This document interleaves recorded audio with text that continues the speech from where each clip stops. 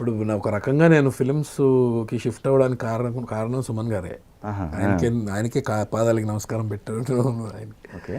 ఆయనకి ఎవరో ఏదో రాంగ్ ఇన్ఫర్మేషన్లు ఏవో ఇచ్చారు.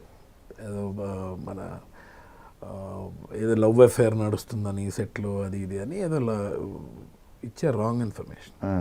ఇప్పుడు లవ్ అఫేర్ అనేది జరిగితే ఒకవేళ బయట ప్రపంచం లేదా, నాకు ఎక్కడ ప్లేసులు లేవా, సెట్లో ఎందుకండి బాబు నాకు అది కూడా సుమన్ గారు నన్ను నేను కంటిన్యూస్గా ఈటీవీకి చేస్తున్నారు హీరోగా. చేస్తున్నప్పుడు నాకు ఒక ఆయన పిలిచి ఆయన ఏంటి వాట్ ఈస్ దిస్ సమీర్ అని అడిగితే ఎంత బాగుండేదో. నన్ను ఆయన కూడా అడగలేదు, ఒక డెసిషన్ తీసేసుకున్నారు. డెసిషన్ తీసేసుకుని ఆ పర్టికులర్ సీరియల్ ధన్ అని సడన్గా మధ్యలో ఆపేశారు. ఆపేసిన తర్వాత ఇంకా ఆ మంత్లో ఉన్న డేట్స్ అన్నీ వాళ్ళవే, సడన్గా ఖాళీ. అసలు ఇది చాలా ఇబ్బంది ఫేస్ చేశాను. ఇప్పుడు ఇంత ప్రీవియస్గా రావాల్సిన చెక్లన్నీ ఆపేసి ఇది చాలా చాలా గందరగోళం జరిగింది. అడిగి నేను రెంట్లు కట్టుకోవాలి, ఇంకోటి ఈఎంఐ ఏదో కారుది ఈఎంఐ ఉంది, చాలా ఇబ్బంది ఫేస్ చేశాను. అడగకుండా అదే మీరన్న అక్కడ మీకు క్లోజ్ ఫ్రెండ్ ప్రభాకర్ గారు ఉన్నారు.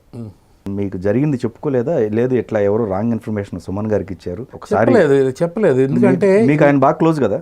ప్రభాకర్ నాకు బాగా క్లోజ్, ఇప్పటికీ బాగా క్లోజ్. అదే నేను తనతో ఎందుకు చెప్పలేదు అంటే, ఇప్పుడు పర్సనల్గా సుమన్ గారు ఫీల్ అయిన విషయం అదేదో, ఆయన దగ్గరికి ఎవరి దగ్గర నుంచి వెళ్ళిందో ఏంటో, ఎలా వెళ్ళిందో ఏంటో అది కూడా క్లారిటీ నాకు ఇవ్వలేదు.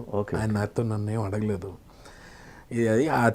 అది వదిలేసాను. ఇంకా ఒక్కసారి అంటే నాకు మనసు ఇరిగిపోయింది అనమాట. నేను పిలిచుంటే బాగుండేది, నన్ను అడిగుంటే బాగుండేది. సుమన్ గారు అంత ఇష్టపడతారు నన్ను, అలాంటిది ఎందుకు ఇలా డెసిషన్ తీసుకు, సరే ఓకే అని టోటల్గా హార్ట్ బ్రోకెన్ అయిపోయాను నేను. ఇంకెవరికి చెప్పదలుచుకోలేదు, ఎవరికి ఇన్సిడెంట్ చెప్పలేదు. అదేనా మీకు 2 సంవత్సరాల గ్యాప్ అంటే ఆ డెసిషన్ అందుకునే తీసుకున్నారు మీరు? ఆ తర్వాత ఆ డెసిషన్ తీసుకోవడానికి రీజన్ కూడా ఇది వన్ ఆఫ్ ది రీజన్. ఇదే రీజన్. ఓకే. బ్లాక్ లిస్ట్ అని రాసి దాంట్లో పేర్లు రాశారు. వీళ్ళని పిలవకూడదు ఈటీవీలోకి ఇంకా అని పేర్లు రాశారు. హైలైట్ ఏంటంటే ఆ లిస్ట్లో బాపు గారి పేరు కూడా ఉంది,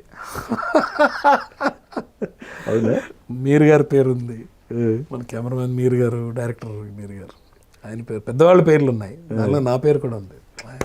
సూపర్ అనుకున్నాను. తర్వాత పాపం ఆయన తర్వాత రియలైజ్ అయ్యారు.